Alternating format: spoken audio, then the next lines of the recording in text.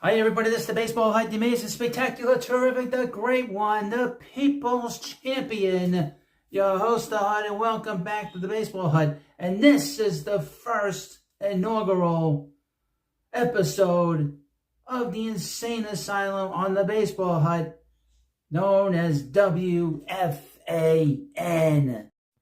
Now, welcome back to the Baseball Hut. Hopefully you like this video, and this is the first time I've done a video on WFAN on the big channel in almost 4 years. 4 years.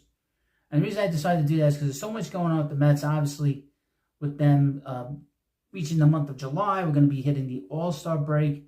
I want to get so much content out to you. I also want to be able to show you the insanity of the media on here, and in particular WFAN. We've talked about WFAN for a long time here, and how completely insane and completely nuts they are.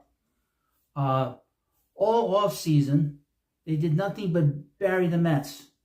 You've had people say they were going to lose 95, 100 games. And that's all they did. And I really blame them to a certain degree for the lower attendance rates at Citi Field. Because when the press comes out and attacks you, most of the people and just regular folks are not going to understand that the media hates you as a fan, hates me as a Met fan, they hate you as a Met fan. And it doesn't matter. It doesn't matter if they are Met fans working for WFAN in particular, but also the regular media as well. But WFAN has this mantra that whatever the Mets do is wrong, and when they do it right, it's still wrong. That's all they do, complain. Now, the first month of the season in April, the Mets played fairly well. They were above 500. They were very quiet, obviously. The month of May was a disaster. And they were talking about trade every play. And I fell into this trap as well. But I was concerned. But I would point out that I was very concerned about the first 2 months of the Mets schedule, because it was a very difficult beginning of the season. But I felt that the team was going to start getting much better once June arrived, and that has happened. Now, they are in the wild card race. They're 2 games under 500. They're 3.5 games behind the third wild card spot in the National League, behind the Padres. And the Mets were 11 games under 500, and they worked very hard to get to 2 games under. They were above 500 a couple days ago. They're going back and forth. The biggest issue, obviously, is the bullpen, which we all know.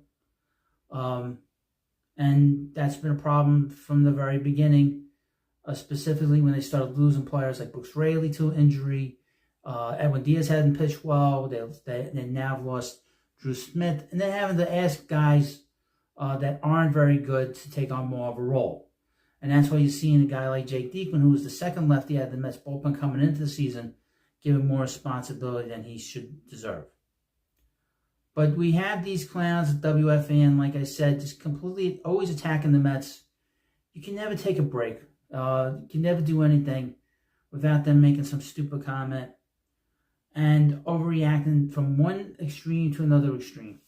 Now, Luis Severino, as you know, played for the Yankees for the first 8 years of his career. And when the Mets signed him, the Mets were attacked. But basically, why are you signing this old Yankee? Why are you taking him in retreads? That was what the Keith McPherson's line was why are you signing this guy? Why are you signing all these retreads from the Yankees? First of all, the manager, Carlos Mendoza, knows this player.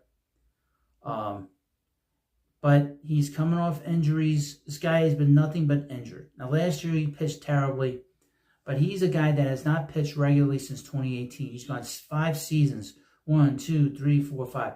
5 years without pitching regularly in a rotation. Okay, the Mets signed him to a 1-year deal, and it just looked like a very smart deal, a very sharp deal, very strong deal. David Stearns, the Mets president of baseball operations, has done an excellent job in his time as a head of a front office in terms of being able to put a pitching staff together. And he's done a good job with some of the players that have come in here. Obviously, the walk rate for the overall situation of the club is not very good. And that's got to change, or there'll be changes being made. Now, Severino has not pitched regularly, like I said, since 2018. So he's had a lot of years of injuries. I wonder where his innings limit is going to be. He's got 103 and a third innings pitched this year. That is the third most of his career. The most was in 2017, 193.1. And then in 2018, he pitched 191 in the third innings. That's a long time ago. It's a very long time ago. And you're expecting him to continue to pitch well when he has not pitched on a regular basis in 6 years. That's asking a lot. Now, I'm not saying that the Mets should move him at the deadline, but it's something to consider if you are worried about his innings limit. Some of the other guys the Mets have in the rotation have pitched regularly for the last few years. Quintana hasn't really been hurt other than the first half last year, but he's a regular contributor to a rotation. Same thing with Sean Manaea. You can sort of talk about the result, but he's pitched a full season the last few years. Several years. But Severino is another issue. Now, Joe Beningo, who is probably the one host at WFAN that your host personally can't stand him. I can't stand him because it's all bullshit. It's all an act. This is all an act in terms of just his, what he thinks is what is right in the world. I will mention this. He retired at the beginning of 2021 or sometime in 21, but then for some reason he came back in 2022. Since that point, two of the main teams that he is a big fan of, the New York Mets and New York Jets, have been a disaster. The Mets were riding high in 2022. He came back during that season, and the Mets have been terrible since. The Jets have not been able to get out of their way since that point. And I would mention, a few months ago, he had done a Friday show with Evan Roberts, his former partner, on the Tiki and Evans show, wearing Rangers garb, which I didn't know he was a New York Rangers fan. And the Rangers at that point had won 7 games in the playoffs in a row. They lost 2 of the next 3. They finally won the semifinal. Then they were in the conference finals against the Panthers, and they lost. Same thing happened to the Knicks, who he happens to be a fan of, too. Okay? This guy is a jinx. He is like the guy in A Bronx Tale. Okay? He is like a guy in The Bronx Tale. You bet on the opposite of whatever he's rooting for, just due to the fact he's betting on it and the fact that he's rooting for it. He is that guy in A Bronx Tale. You seen that movie with Robert De Niro and Joe Pesci's in obviously the movie. You'll understand what I'm talking about. Headline from Odyssey.com. This will tie into Severino. Headline, Joe B calls for Mets to sign Luis Severino beyond this season. Now, what did I just say at the beginning of this video? He hasn't pitched regularly since 2018. Okay, and he's reached an innings limit at some point because he hasn't pitched this much since 2018. And he's had major injuries in his career. As Joe Beningo and Jerry Recco ponder what the Mets will do at the trade deadline later this month, Joe made it clear that he wants Luis Severino in the rotation at the July 30th and beyond.